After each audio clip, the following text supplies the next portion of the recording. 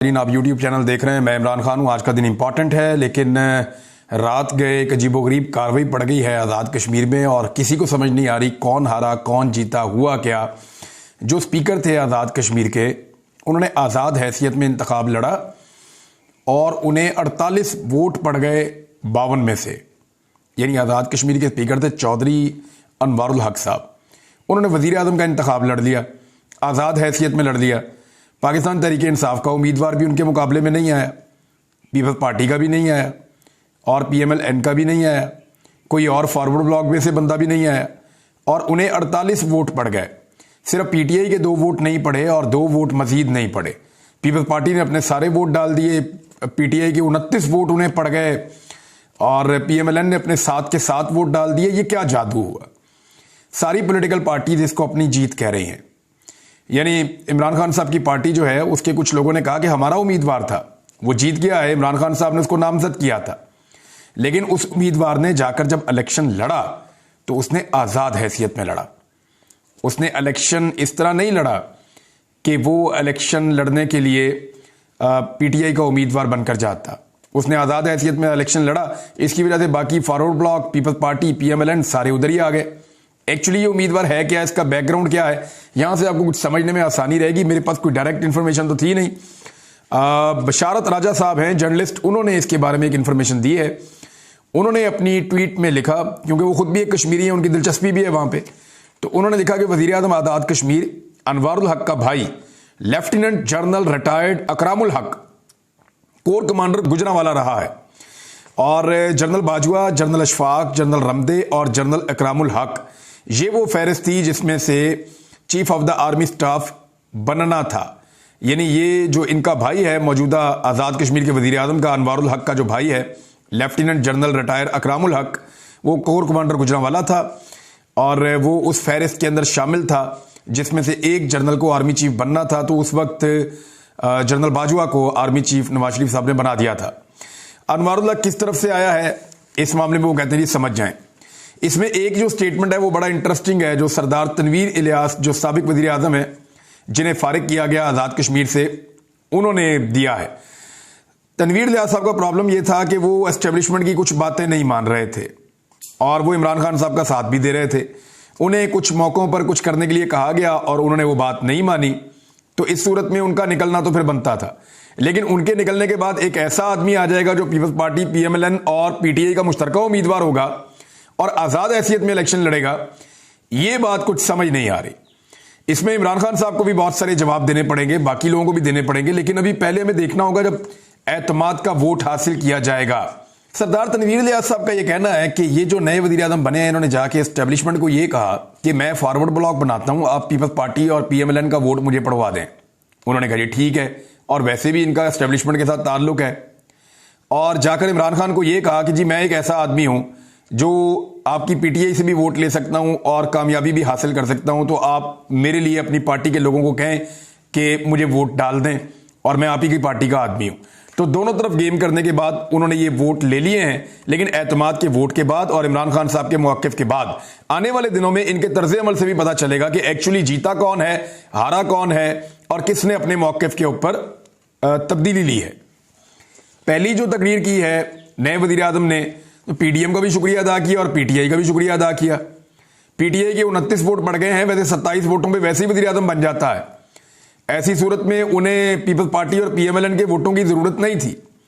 लेकिन उस सूरत में होना यह था कि पीपल्स पार्टी और PMLN ने जब वोट नहीं डालने थे तो उन्होंने 3-4 वोट और साइड पे कर देने थे, जिनके साथ थोड़ी नेगोशिएशंस चल रही थी या जिनके साथ गेम की गई थी, और फिर एस्टेब्लिशमेंट ने भी काबू नहीं आना था।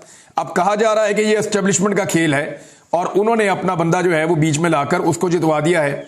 और इमरान खान साहब ने गालिबन इसलिए कंप्रोमाइज कर लिया है कि पीपल्स पार्टी और PMLN का बंदा नहीं आना चाहिए, तो कोई ऐसा बंदा आ जाए जो काबिल कबूल तो हो कम से कम। ये आप ऐसे समझ लें कि जनरल बाजवा परवेज इलाही को वज़ीर आला पंजाब बनाना चाहते थे बहुत पहले से, लेकिन इमरान खान साहब नहीं बनने दे रहे थे।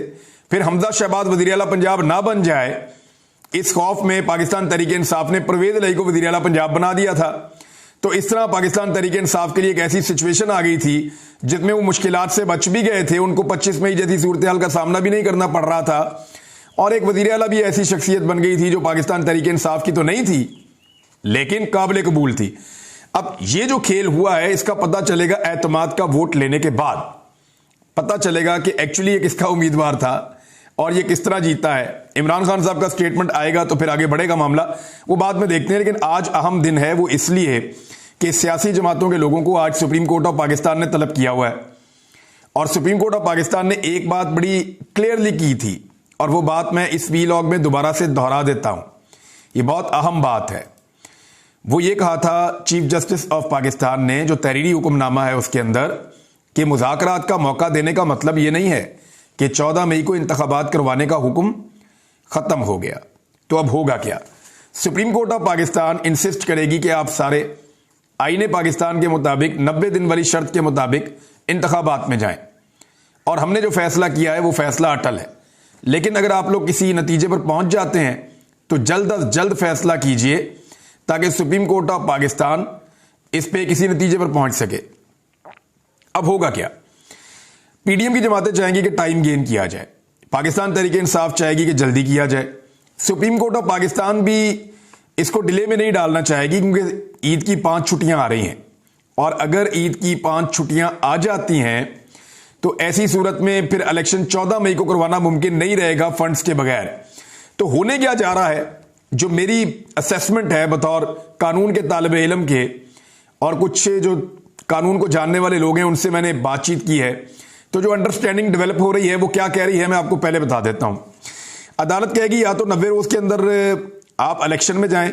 90 रोज के अंदर जाने का मतलब यही है कि 14 मई को चले जाएं। टेक्निकल रीजन से थोड़ा सा आगे जाना पड़ रहा है, रमजान था और बाद में इन्होंने कुछ रखना डाल दिया बीच में, 14 मई नहीं तो 21 मई।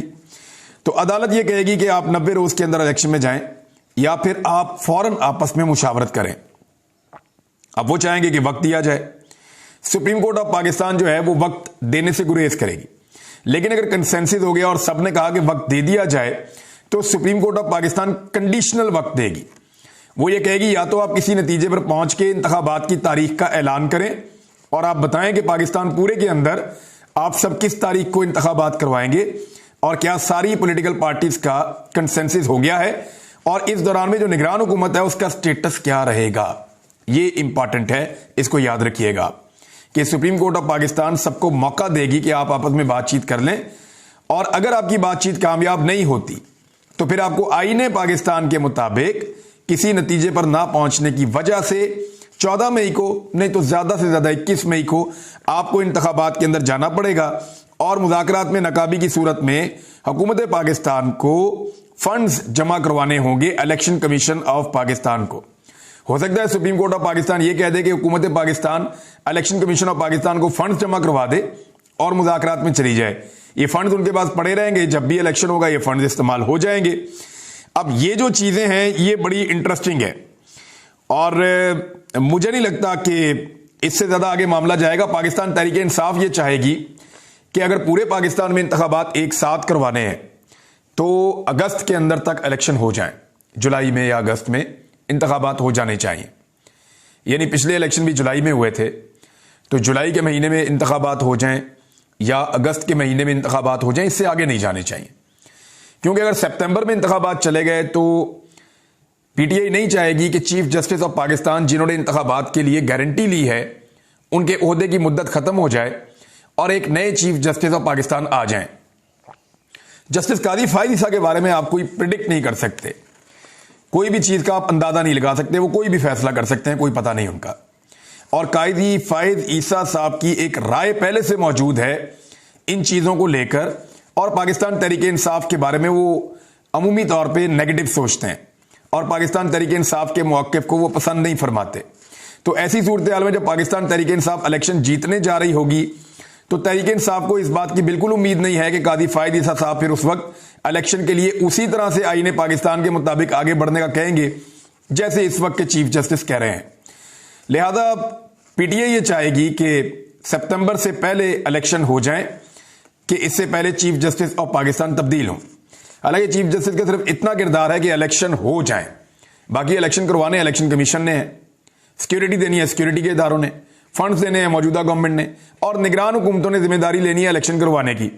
वो सारा निज़ाम जो है वो पीडीएम के बहुत अच्छी तरह कंट्रोल में अभी भी है और आइंदा भी होगा। इस बात को आप अच्छी तरह समझते हैं। पीडीएम ये चाहेगी कि कुछ भी करके इंतखाबात डिले किए जाएं और सितंबर का टाइम आ जाए और मिड ऑफ सितंबर के बाद इलेक्शन हो, जब चीफ जस्टिस ऑफ पाकिस्तान तब्दील हो गए हों, तो उस वक्त कोई भी बहाना बनाकर वो एक मरतबा फिर इलेक्शन को ताखीर में डाल सकते हैं या निगरान हुकूमत का टेन्योर लंबा करने की कोशिश कर सकते हैं। अब मामला जो है वो यहां पे आकर रुकेगा आज के दिन में। तो सुप्रीम कोर्ट में एक इंतहाई अहम दिन है। देखना यह है कि चीफ जस्टिस ऑफ पाकिस्तान अभी तक तो वो बड़े जबरदस्त तरीके से कानून और आइन की जुबान में सबको समझा रहे हैं और सबको समझ भी आ रही है। हुकूमत जो है उसने भी थोड़े से होश के नाखून लिए हैं, लेकिन फजलुर रहमान साहब को बीच में अटकाया हुआ है कि आपने कहना है कि मुज़ाकरात नहीं करने, क्योंकि मुज़ाकरात करेंगे तो इलेक्शन में जाना पड़ेगा। अब इलेक्शन से भागते हैं 14 मई वाले से, तो फिर जुलाई और अगस्त में इलेक्शन करवाने पड़ेंगे। और अगर 14 मई वाले इलेक्शन से नहीं भागते और वो ये कहते हैं कि 14 मई को करवा लें या 21 मई को करवा लें, फिर तो ठीक है। लेकिन अगर इससे भागना है और इससे बचना है तो जुलाई या अगस्त में करवाने पड़ेंगे। अभी दबाव ये आ रहा है कि पेट्रोलियम मसनूआत की कीमतें बढ़ाएं, आगे गर्मी के अंदर लोड शेडिंग बहुत बुरी तरह आ रही है, पाकिस्तान की इकॉनमी को मजीद झटके लग रहे हैं। बाहर से पैसे आने के बावजूद जो ओवरऑल इकॉनमी की सूरत-ए-हाल है कि आप डिफॉल्ट ना कर जाएं, वो तो कंट्रोल हो सकती है, लेकिन पाकिस्तान में महंगाई कम होने वाली नहीं है, आम आदमी की मुश्किलात कम होने वाली नहीं है। ऐसी सूरत-ए-हाल में इलेक्शन में 14 मई को जाएं या जुलाई में जाएं या अगस्त में जाएं या सितंबर से पहले पहले जाएं, तो बहुत शदीद मुश्किलात हैं। लिहाजा इलेक्शन में ना जाने के लिए एक ही तरीका है और उस तरीके तक इनको पाकिस्तान तहरीक इंसाफ नहीं जाने देगी। पाकिस्तान तहरीक इंसाफ की सबसे बड़ी कामयाबी यह हो सकती है कि वो कुछ भी करके जस्टिस काजी फायद ईसा साहब के आने से पहले पूरे पाकिस्तान में एक साथ इंतखाबात करवा दे। मिसाल के तौर पे आप फर्ज करें कि अभी पंजाब के इलेक्शन पाकिस्तान तहरीक इंसाफ लड़ती है और केपी के इलेक्शन लड़ती है और ये इलेक्शन जीत जाती है, और जो बाकी इलेक्शन है पाकिस्तान के वो आते हैं अक्टूबर में जाके, तो उस वक्त जस्टिस काजी फायद ईसा साहब होंगे। वफाकी हुकूमत को अगर और लंबा करना होगा या इलेक्शन को डिले में डालना होगा तो उस वक्त भी वो वाले इलेक्शन जो है उनको डिले में डाला जा सकता है और पाकिस्तान तहरीक इंसाफ सिर्फ 2 सूबों में बैठी रह जाएगी। लिहाजा इनकी सबसे बड़ी कामयाबी ये हो सकती है इमरान खान की कि ये नेगोशिएशंस के जरिए से एक ऐसा माहौल बना लें जिसमें फस्तायत ना हो, मार कुटाई ना हो, तशद्दुद ना हो, जुल्म ना हो। अभी आज एक और नौजवान गायब कर दिया गया है पाकिस्तान तहरीक इंसाफ का, इसका नाम है अताउर रहमान। ये भी पाकिस्तान तहरीक इंसाफ के सोशल मीडिया टीम के साथ ताल्लुक है। इसकी वीडियो भी आ गई है। लोग आते हैं, इसको उठाते हैं, ये बैठा हुआ था, खाना खा रहा था कुछ, इसको उठाते हैं, उठा के गाड़ी में डालते हैं, गाड़ी में डाल के ले जाते हैं। तो इस तरह से तो नौजवानों को अगवा किया जाता है। अब इस नौजवान को भी अगवा कर लिया गया है। तो इन सारी चीजों से अगर अवॉइड करते हुए इमरान खान साहब जुलाई में अगस्त में अगर इलेक्शन लेने में कामयाब हो जाते हैं तो ये उनकी बहुत बड़ी एक सियासी कामयाबी होगी जो उन्हें बहुत आगे तक ले जा सकती है। और अगर ये हो जाता है तो एक बात याद रखिएगा, इमरान खान या पाकिस्तान तहरीक इंसाफ वो पहली जमात होगी और इमरान खान वो पहला आदमी होगा जिसको जब रजीम चेंज ऑपरेशन करके निकाला गया तो अगले ही इंतखाबात में वो वापस आ गया। आज तक पाकिस्तान की तारीख में कभी ऐसा नहीं हुआ कि जिसको निकाला गया हो वो अगले इंतखाबात में वापस आ गया हो, क्योंकि फिर बंदोबस्त कर देती है एस्टेब्लिशमेंट। लेकिन इस मरतबा अवाम ने बंदोबस्त किया है। कुछ और खबरें हैं। एक तो खबर यह है कि जहां पे कचहरी में F8 कचहरी में इमरान खान साहब को बार बार पेश होने के लिए कहा जाता है वो कितनी खतरनाक है। वहां पे एक और शख्स को आज हथकड़ियों के अंदर उसको ले जाया जा रहा था और मुखालिफ ने आकर सर में गोली मार के उसे कत्ल कर दिया और वहां पे गिरफ्तारी भी दे दी। तो ये जो बल्कि पकड़ लिया पुलिस ने उसको, फिर उसने हाथ ऊपर कर दिए। तो ये इतनी खतरनाक और खौफनाक जगह है कि कोई भी हमलावर किसी भी तरफ से आकर हमला कर सकता है और इमरान खान ने इस बात को बार बार बताया है। लेकिन फिर भी पुलिस और इंतजामिया बजिद थी कि इमरान खान को इसी जगह पर लाया जाए और बार बार लाया जाए। यहां नाज़रीन, इमरान खान साहब ने एक ट्वीट किया गुज़िश्ता रात और ये ट्वीट अगर आप पढ़ें तो आपको आइडिया हो जाएगा कि एक्चुअली पाकिस्तान में क्या चल रहा है।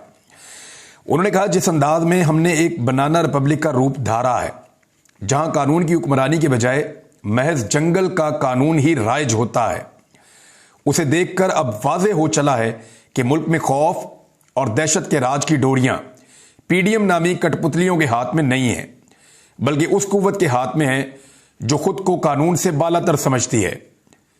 यानी अब ये समझ लें आप, कई मरतबा मैं कह चुका हूं कि इनकी क्या औकात है।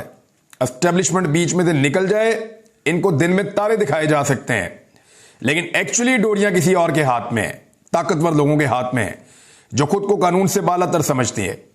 हमारे लोग अगवा किए जाते हैं, जिन्हें बाद में जाली मुकदमों में जकड़ दिया जाता है। एक मुकदमे में जमानत मिलती है तो दूसरा मुकदमा सामने आ जाता है। 145 से जायद मुकदमात तो सिर्फ मुझ पर कायम है। झूठे पर्चों का एक सर्कस है जो लगाया गया है। मेरी बनी गाला की रिहाइशगाह के मुंतजिम, मेरे जमान पार्क के बावर्ची, सोशल मीडिया के हमारे जिम्मेदार अजहर मशवानी, वकास और मेरे सिक्योरिटी इंचार्ज इफ्तिखार घुम्मन वगैरह सबको अगवा किया गया है और सॉफ्टवेयर अपडेट की कोशिशों के तहत उन्हें तशद्दुद का निशाना बनाया गया है। अली अमीन को एक जाली मुकदमे में जमानत मिली तो एक और पर्चा निकल आया और अब तो एक और मुकदमा भी सामने आ चुका है, जिसके तहत पुलिस उसे लाहौर मुंतकिल कर रही है। रास्ते में नासादियत तबाह के बाइस अस्पताल मुंतकली के बावजूद तबीयत में बेहतरी और इस्तेकाम से पहले ही उसे अस्पताल से भी ले जाया गया है। मुल्क पूरी तरह फस्तायत के नरगे में है। इमरान खान साहब भी इशारा कर रहे हैं कि गेम किसी और के हाथ में है। इतना जुल्म जो है वो सियासी लोग नहीं कर सकते। हाँ, ये उसके आलाकार जरूर बने हुए हैं, ये उस जुल्म को जस्टिफाई जरूर कर रहे हैं, ये अपना मुंह जरूर काला कर रहे हैं, हालांकि करतूतें किसी और की हैं। एक और अजीब चीज मैं बोलूं, कादर पटेल, उन्होंने बड़ी फूंफा दिखाई थी एक दिन पहले असेंबली के फ्लोर के ऊपर। एक